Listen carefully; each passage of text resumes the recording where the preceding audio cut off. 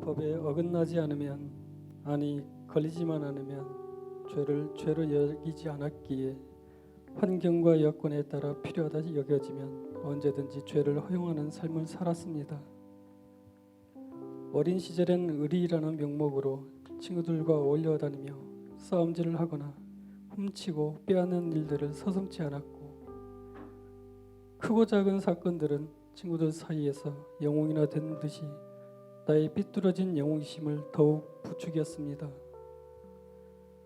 어떨 때에는 싸우다가 분을 참지 못해 흉기로 사람을 죽일 뻔한 적도 있었습니다. 내가 손해를 보거나 내가 당했다 여겨지면 수단과 방법을 가리지 않고 어떻게든 두 배로 갚아줘야만 직성이 풀리는, 오로지 나밖에 모르는 지독히 이기적인 자가 바로 나였습니다. 돈을 벌어도 나의 만족과 쾌락을 위해 유흥업소나 사창가에 들락거리게 되고 술과 도박 등으로 인생을 탕진하는 게 너무 자연스러웠습니다. 어차피 한 번뿐인 인생, 하고 싶은 거 하면서 즐기며 사는 게 최선이라 생각했습니다. 하지만 즐거움은 그때뿐이고 삶에 진정한 만족이 없었습니다.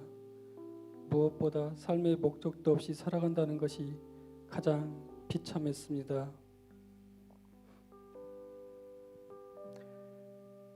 이런 나의 삶의 탈출구는 결혼이라 생각했습니다.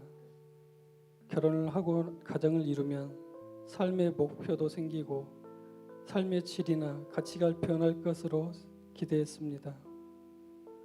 우여곡절 끝에 결혼 생활을 시작했고 아내의 권유로 교회에도 나가게 되었습니다. 하지만 교회 생활은 나와 맞지 않았습니다.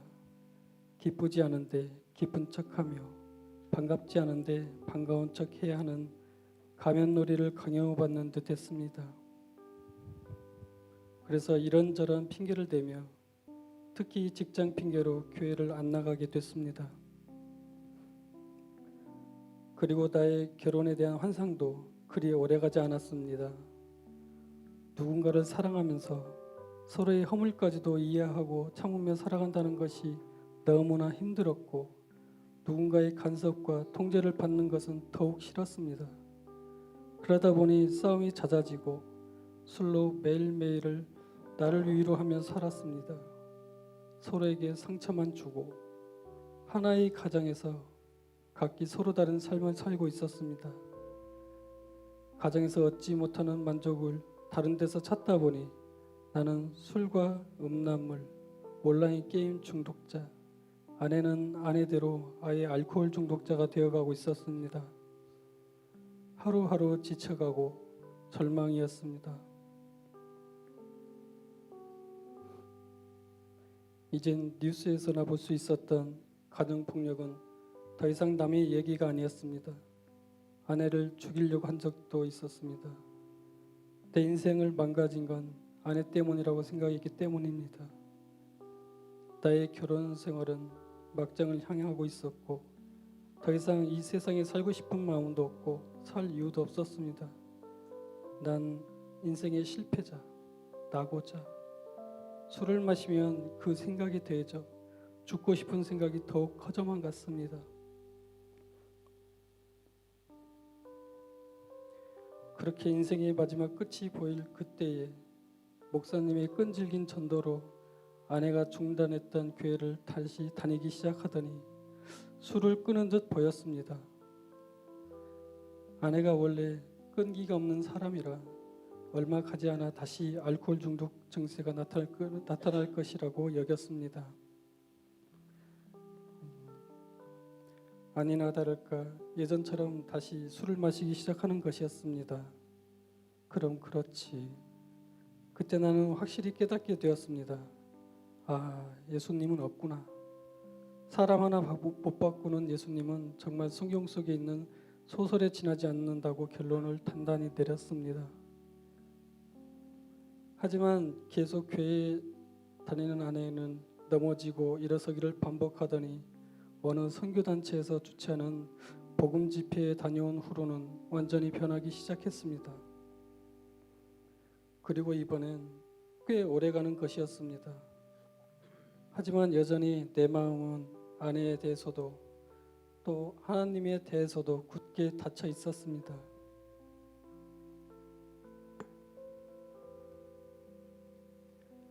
그러던 어느 날 아내가 자기가 다녀온 그 집회에 참석할 것을 제게 권유하는 것이었습니다. 아니, 사정을 하는 것이었습니다. 나는 단칼에 거절하였습니다. 하지만 아내는 포기하지 않고 계속 내게 설득을 시도했습니다. 그때마다 나는 불같이 화를 냈습니다.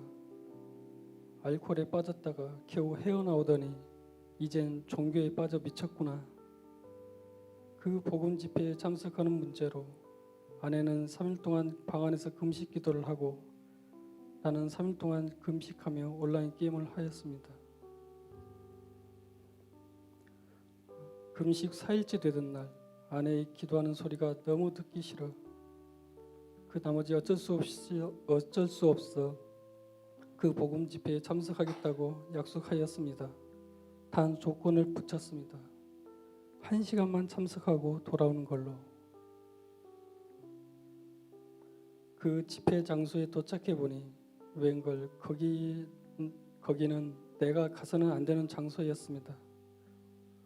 나와 짜여진 조원들이 대부분이 목사님이거나 전도사님들이었습니다. 순간 잘못된 선택과 결정에 대한 후회가 밀려왔습니다. 집회의 강의가 시작되었지만 아무 소리도 들어오지 않았습니다. 아내가 나를 망신 주려고 속인 것 같아 화가 나서 미칠 것 같았습니다. 목사님들과 전도사님들 사이에 내가 있다는 것이 말이 되지 않았습니다. 나와는 다른 사람들. 나같이 쓰레기같이 살아온 죄인이 올 곳이 아니었구나. 그러면서 아내와 약속한 그 1시간도 끝내 채우지 못하고 집에 가려고 일어서는 그때에 강사님이 외친 한 말씀 때문에 일어설 수 없었습니다. 나는 의인을 부르러 온 것이 아니요 죄인을 부르러 왔노라. 순간 나는 일어설 수 없었습니다. 아니, 내 몸이 움직여지질 않았습니다. 그 말씀이 내 마음을 뚫고 들어왔습니다. 그건 분명 내가 소설 속 인물이라고 했던 그 예수님이 정확히 나에게 하시는 말씀이라는 걸 느낄 수 있었습니다. 죄인을 부르러 오셨다는 그 말씀에 난 죄인 아니라고 부인할 수도 피할 수도 없었습니다. 그 말씀에 동의가 되어지면서 내 눈에서 눈물이 하염없이 흐르기 시작했습니다. 그날 예수님은 날 찾아와 주셨고 인격적으로 만나게 되었습니다. 그리고 왜 내가 이렇게 살 수밖에 없었는지 내 삶에 풀리지 않던 모든 문제들이 답들이 퍼즐 조각처럼 하나하나씩 맞춰지기 시작하였습니다. 그때부터 복음이 들려졌습니다. 예수님이 왜 이 땅에 오셨는지 깨닫게 되었습니다. 나 같은 놈이 뭐라고, 내가 무슨 가치가 있다고, 그냥 죄로밖에 설명이 안 되는 나를 위해 십자가에서 생명을 내어주신 주님을 생각하니 견딜 수 없이 괴로웠습니다. 정말 놀라운 복음이었습니다. 평생 들어온 소식 중 가장 놀랍고 기쁜 소식이었습니다. 그 후 교회에 나가 예배 시간 내내 눈물로 전심으로 회개했습니다. 그리고는 감사가 샘솟듯 터져 나왔습니다. 예수님이 나의 주인님으로 깨닫기까지 너무 먼 길을 돌아왔습니다. 그리고 주님은 가장 먼저 우리 가정을 회복시켜 주셨습니다. 내가 주인 되어 살아온 하루하루는 근심 걱정으로 괴롭고 힘들고 무엇으로도 만족할 수 없는 고달픈 인생이었지만 주님이 우리 가정과 내 삶의 주인이 되어주신 삶은 조금 나아진 삶이 아니라 완전히 새로운 삶이었습니다. 그 지긋지긋한 나의 병든 자아는 예수님과 함께 십자가에 못 박혀 죽었습니다. 이제 나는 예수 생명으로 거듭났습니다. 로마서 14장 8절 우리가 살아도 주를 위해 살고 죽어도 주를 위해 죽나니 그러므로 사나 죽으나 우리가 주의 것이로다. 아멘. 이제 죽음도 뛰어넘는 이 복음을 마음껏 누리며 살 것입니다. 그리고 삶의 목적과 목표도 생겼습니다. 하나님 나라의 부흥과 선교 완성, 이 거룩한 주님의 일에 동참하고 있습니다. 마라나타, 난 예수님이 너무너무 좋습니다. 누구에게나 고백하고 싶습니다. 난 예수가 좋다오 라고 말입니다. 감사합니다.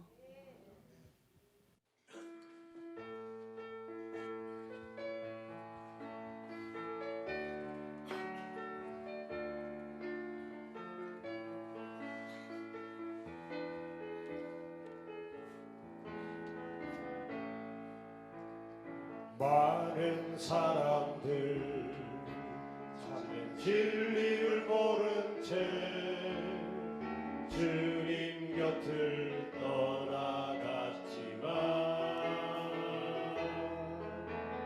내가 만난 주님은 참 사랑이었고 진리이고 소망이어서